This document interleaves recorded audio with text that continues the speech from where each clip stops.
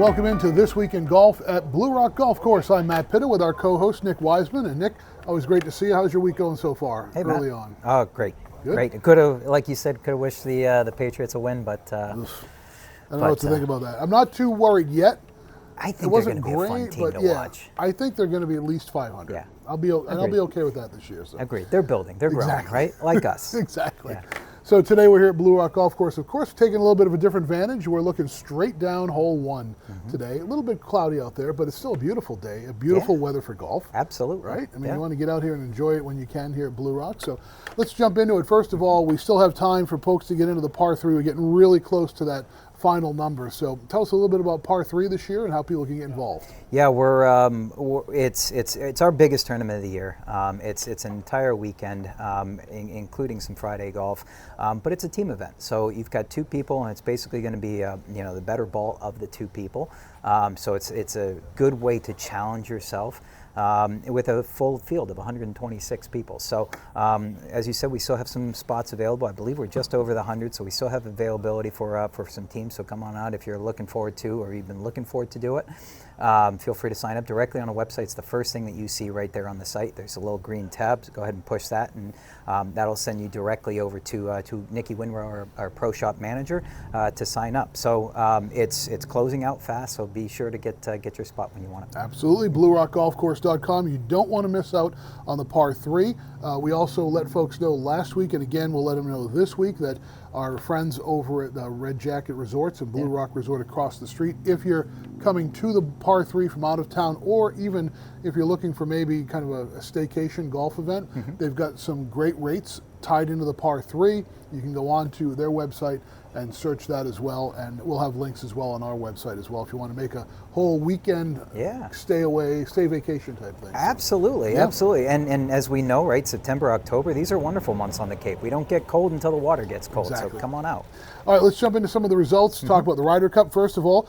The big pro event over the weekend was the Irish Open, and what better person to win it than Rory, right? Yeah. So Rory McIlroy made a 30-foot eagle putt on his final hole of regulation.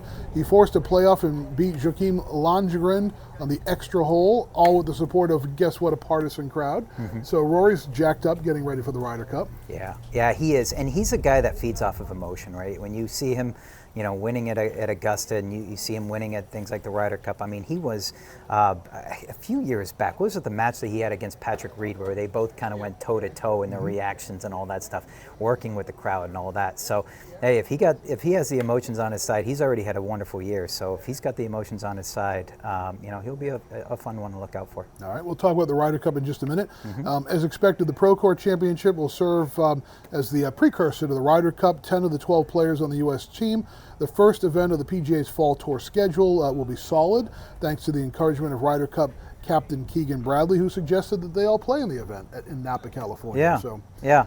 At this stage of the game in this season, if you will, they're not doing big changes to their swing. It's all about trying to dial in a little bit more of that timing, work a little bit more on some of their fundamentals, if you will, right? A little bit of how to play certain courses and manage certain positions. Can you play defense here? Can you play offense there? So this will be another event for their cap, just to hone in a little bit on their timing, just to kind of gather it a little bit more with their coaches. And the field will be headlined by Scotty. He'll be in the field. Scotty Scheffler will be.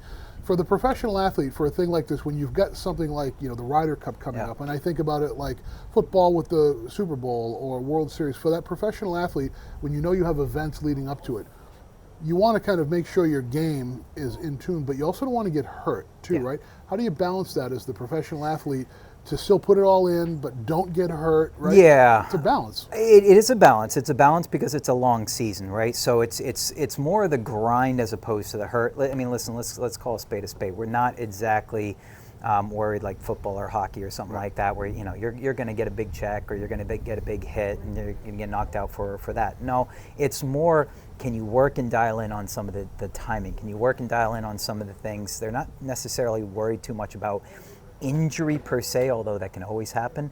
It's more, what have you done throughout the year? Are you going to overdo it? Is this becoming a little bit more of a grind? Are you going to have that energy? Are you going to have that momentum? It's the balance between energy, momentum, and are you running out of gas and steam towards the end or latter stages of the season? So let's stay with that theme then. The Ryder Cup coming up in just a couple of weeks. So what are these pros doing right now? They're obviously, a bunch of them are going to go to the pro corps. Yeah. What are they doing mentally to prepare? You know, what's good for the Americans, they get to stay in the U.S. for this Ryder Cup, et cetera. So what's the mental prep? What's the physical prep? Yeah, so between the mental and the physical prep, they'll be, my guess, talking within their own teams, right? Each player has their caddies, they have their coaches in their corner, they have their managers in the corner. So they're going to be dialing in and working some of their games to make sure that they're at peak condition, both physically and mentally, right? Maybe sports psychologists, certain things like that in terms of, you know, who they work with the team. But more importantly, this is a cohesive unit now, right? This is a team event, this is not an individual event. So playing matches like that, playing events like that, gives more time together as a team. So if, you know, if the captain's saying, you know, if Keegan's saying, hey, I want everybody to play over there, that means I want you to talk, I want you to communicate, I want you to spend more time with each other, not necessarily just, hey, working individually one-on-one. So it's a whole thing now. Are they actually spending time now that the team is set, are they spending time talking regularly as a team with each other? Do they get together? Yeah, dinners, you know, meals and things like that, getting to know each other a little bit more, kind of finding out who would play well with each other, right? We always know that, you know, Thomas and Spieth were always a good pairing, right? Certain things like that. You know, Sam Burns and Scotty Scheffler, those guys are, you know, they really get along with each other, and they work and feed off of each other well. So, you know, who could help with some of that? If you've got alternate shots and, you know, who's going to stay in the fairway, who's going to drain the putts, you know, this is probably the time to work out who's going to work out with who. You know, it's definitely a unique event in the world of pro sports when it comes to what is considered a premier event. Super Bowl, World Series, Stanley Cup, et cetera, NBA Finals. The team that goes to that event has been together all season. Yeah. For the Ryder Cup, which is, you know, you could call like a Super Bowl of golf, if you will, you're taking an individual player and now you're putting them into a team to perform like a team. Yeah. Golf's not a team sport. To a degree, right? It's an individual sport. And that's where in the past, right, Europeans have always had a little bit of the advantage in the sense that, you know, they just do more team sports events. Match play is a little bit more, you know, as the players grow up in high school level and college level and competition and in more formats, they just do more of that stuff than what we do. For us, it's a little bit more individual based right from the very, very get-go.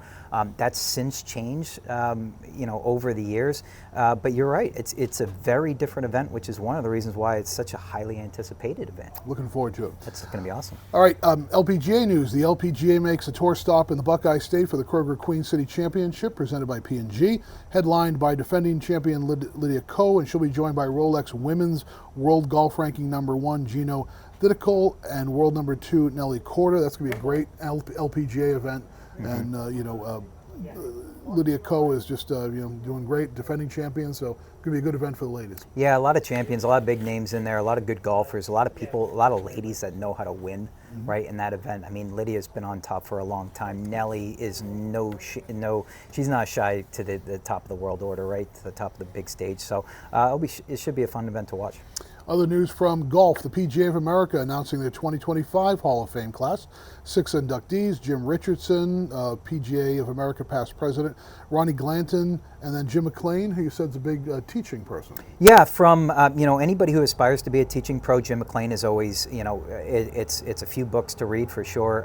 You know, he's got his big academy down in Florida, so everybody who aspires to teach knows a little bit of how the McLean, you know, process is.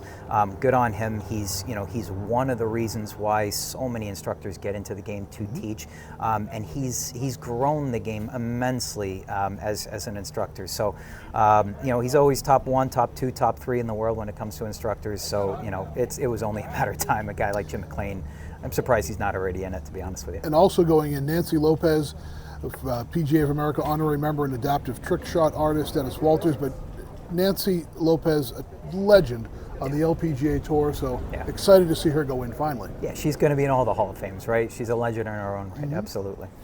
All right, Nick, a couple more moments to go. American seized control in the sunshine, so says the headline, and kept on rolling through the fog at Cypress Point on Sunday. They were able to beat Great Britain and Ireland for their 5th consecutive victory in the Walker Cup. Tell me a little bit of the Walker Cup. Yeah, the Walker Cup, a little bit more, based on a team sport event, right? So again, if you ask me, any of those team sports, even the match play, right? It's just a different style, a different format. I think it's just a lot of fun to watch. And if you're not familiar with Cypress Point, right? Everybody knows Pebble Beach. Everybody knows, the views. But I mean, Cypress Point. If you have a chance to look at those pictures and look at just the awe-inspiring views of Cypress Point. I mean, it was a wonderful tournament to watch, a lot of good golf, but just pretty views from a course like that. All right, sounds good. As we wrap up This Week in Golf at Blue Rock for this week, Nick, we want to remind folks we've got a lot of action going on here with lessons, clinics as we head into the end of summer in a couple of weeks, beginning of fall. What's on tap with Blue Rock Golf Academy? So we're still doing lessons. I'm still, right now, not the early ones as the sun starts to get as the days start to get a little shorter, right? I don't have the 8 o'clocks and the 5 o'clocks, but we're still doing 8 lessons a day or 6 lessons a day every day. So by all means, if you want to have a tune-up, if you want to continue, a lot of people don't necessarily want to work on their games in the midst of summer because change, right, isn't easy, and sometimes you got to fail a little bit.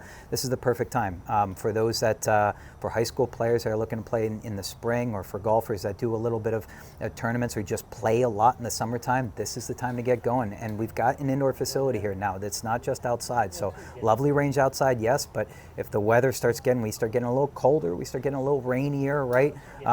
We've got the indoors and we've got the heat, so come on over. All right, sounds good, Nick. We'll see you out at the course. BlueRockGolfCourse.com. Learn more about the par 3. Still beautiful conditions. This is hole number 1 behind us. Looks great today. And have a great week out on the course. Thanks, Matt. All right, Appreciate it. Thank you, Nick Wiseman. I'm Matt Pitta. We'll see you next time on This Week in Golf at Blue Rock Golf Course.